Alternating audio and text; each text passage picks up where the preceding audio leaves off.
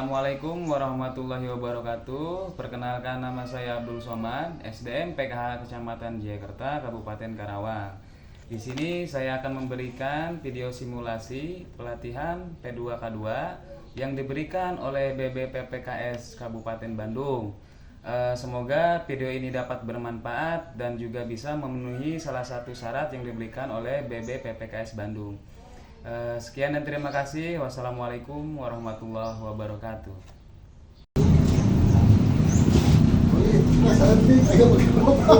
Assalamualaikum warahmatullahi wabarakatuh. Masih pada semangat, Bu? Semangat ya. Bahasan mungkin sampai dengan selesai itu ya. Nah, di sini ada ayah dan ibu bekerja sama sebagai tim. Tahu nggak tim di sini itu sebagai apa? Jangan hanya tahu oh ini anak ini enggak. Kita harus bekerja sama. Ayah tetap bisa memanfaatkan waktu ini perihal ayah. Makan bersama untuk menunjukkan perhatian kepada anak. Jadi perhatian itu enggak hanya sekedar cari nafkah gitu kan. Jadi makan bersama pun itu bisa dilakukan gitu. Akan membuat momen bagi anak tersebut gitu. Membantu anak berusia balita untuk makan, bertanya dan mendengarkan cerita dari anak. Jadi kalaupun anak ini kelihatannya bermasalah ataupun dia sebutnya itu bertengkar dengan temannya atau dapat masalah dari sekolahannya, ibu bapak itu jadi pendengar yang baik aja dulu. Dengerin dia itu cerita apa, mau ngelantur kayak mau kemana arahnya, dengerin dulu gitu. Ya kesannya tuh si anak merasakan oh ini bapak kita, ini ibu kita yang selalu mendengarkan. Secara tidak langsung itu menjadi support system bagi anaknya, karena merasa nyaman tuh curhat ke orang tua ketimbang curhat ke media sosial, ke orang lain, ayah dicibirkan. Selanjutnya membantu anak menyelesaikan tugas sekolah. Kira-kira ayah tebu di dia bapak ataupun ibu si anaknya gaduh PR anu ke bisa gitu dikerjakan anak ayah no nangkep kira-kira semua pada peduli kan ya.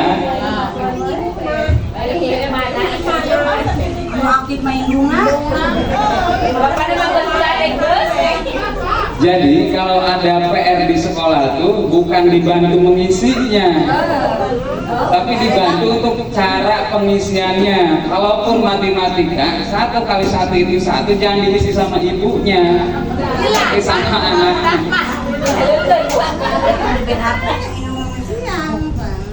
Terus orang tua menjadi lebih baik adalah dengan saling bekerja sama. Nah itu artinya walaupun masing-masing bapak ataupun ibunya mempunyai peran dalam berkeluarga, untuk mengasuh anak tuh ya harus bareng gitu. Apapun itu keputusan diambil bareng.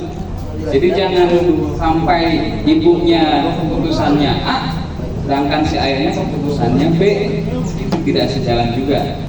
Ada nggak yang KPM laki-laki gitu? Pada pulang.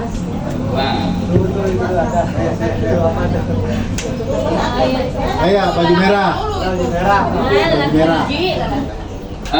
Saya ingin tanya kepada ibu-ibu, kalaupun ada bapak-bapak juga, contohin dong salah satu pengambilan keputusan itu tentang anak. Misalkan si anak tuh setelah lulus PAUD tuh mau kemana sih? Misalkan aja, ada yang mau bantu jawab nggak? Kira-kira, ini mau ke MIK, mau ke SDK atau kemana gitu, atau ke pesantren atau apa? Kira-kira ada yang mau bantu? Karena ada ketua kelompoknya juga. Kira-kira keputusan apa yang ibu sama bapak ambil ketika mengalami hal tersebut?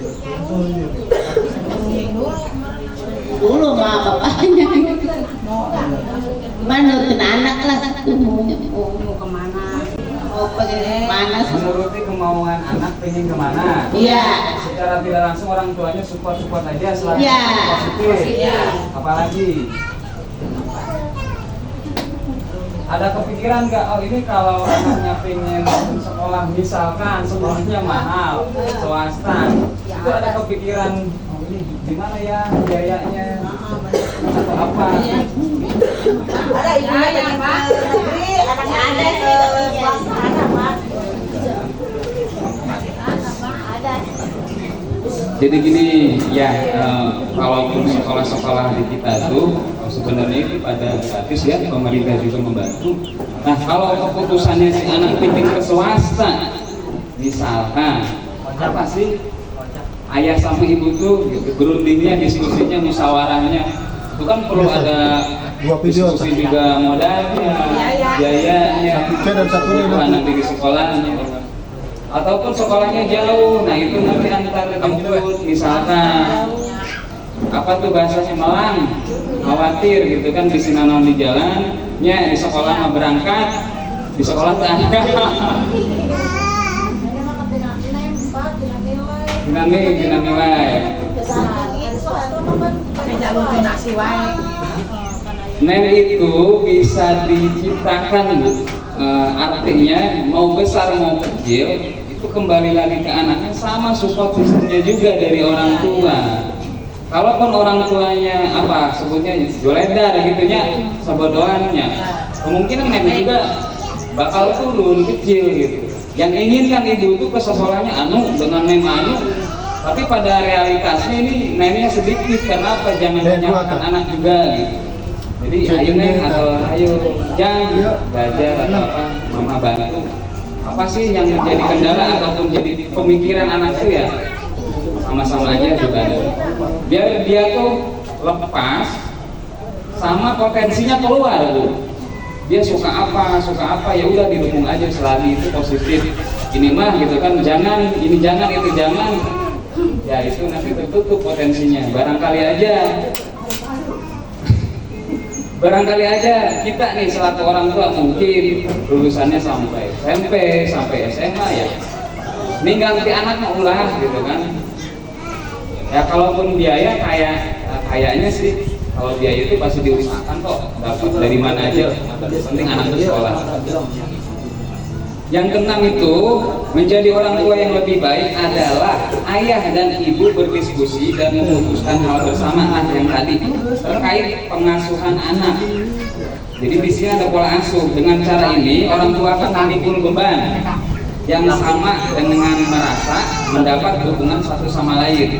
Jadi kalau ibunya itu mengayomi anaknya, tapi si bapaknya ini itu akan menjadi beban lebih bagi ibunya. Eker nyamuk gitunya, ngejo, marah bikin lima gitu kan, berujung pusing. Jangan sampai ada bahasanya baby blues karena stres pola asuh itu bisa ditanggung bersama-sama ayah. Walaupun ayah itu bekerja mencari nafkah, dia ada pulangnya gitu. Artinya ya bisa berdiskusi sambil tiduran atau apa dengan suaminya ya silahkan aja selagi itu untuk kemajuan anaknya. Dari video tersebut itu menunjukkan ini bukan kejam Bu ya, tapi itu keputusan bersama, terus ada ketegasan juga.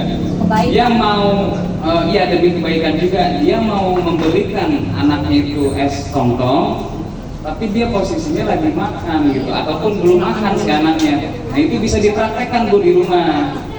Nanti ada waktunya jajan lah. Jadi jangan diturutin, oh ini daripada nangis, bawel gini-gitu, tapi nanti kemudian hari ini bisa sakit.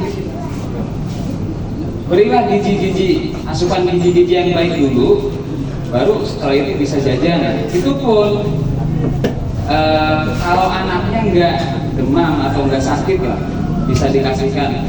Jangan dituruti juga kemauan anak tapi nggak pada tempatnya. Jadi harus ada keputusan bersama juga sama bapak dan ibunya, biar semuanya nggak menjadi beban. Kita lanjut Bu ya. Nah, Pak tadi itu Pak Rusli sama Bu Lili sama itu videonya. Pak Rusli sama Bu Lili lebih memilih untuk menenangkan kita dan tidak memenuhi begitu saja permintaan kita. Mereka juga menyampaikan kepada Ita bahwa mereka akan berdiskusi lebih dahulu untuk memutuskan kapan saatnya Ita boleh minum es. Lalu orang tua yang baik itu tidaklah selalu harus memenuhi permintaan anak, namun sebaiknya selalu memberikan apa yang menjadi kebutuhan. Jadi ada kebutuhan sama keinginan ini berbeda loh, tapi beda tipis. Mungkin tadi dia minta dibelikan es itu maksudnya keinginan. Kebutuhan yang sebenarnya itu apa? Dia belum makan gitu, makan dulu aja. Kalau udah makan kenyang itu kan jadi nggak beli es. Pak Rusli dan Ibu Lili berusaha memenuhi kebutuhan Ita, yaitu memujuk Ita, dibujuk dulu biar dia mau makan dan tidak menangis. Meskipun saat itu menangis meminta es tong-tong. Artinya ibu itu nggak harus, oh ini nggak tega, gitu kan, jadi beliin anak nanti ada waktunya. Nih. Mungkin bisa dilanjut.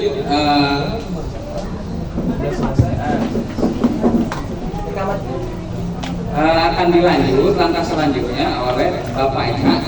Demikian mungkin sedikit banyaknya bisa dipahami dia tentang pola asuh anak. Satu lagi yang menarik tadi ada yang bilang apa, main game ML. Dari awal itu ada yang bilang ya, main game itu boleh sih Bu, boleh. Nggak beda jauh kayak yang tadi video, makan es boleh. Cuma ada tempatnya, ada waktunya. Di saat dia ada PR belajar, cuma dia pengen main HP itu sudah dikasih marah, itu harus ada solusinya. Jadi tidak harus diturunin ini game aja terus. Nanti apa? Pola belajarnya terganggu, makannya terganggu. Yang harusnya misalkan main nih, main-main misalkan di sini di kali atau di karangan rumah, itu ada ide-ide atau imajinasi yang muncul dari anak. Kalau perempuan itu anaknya apa? Sok papasakan, sok masak-masak itu biarkan aja gitu. Ketimbang dia oleh HP dan ujung-ujungnya game. Kalau bisa itu dibatasi aja.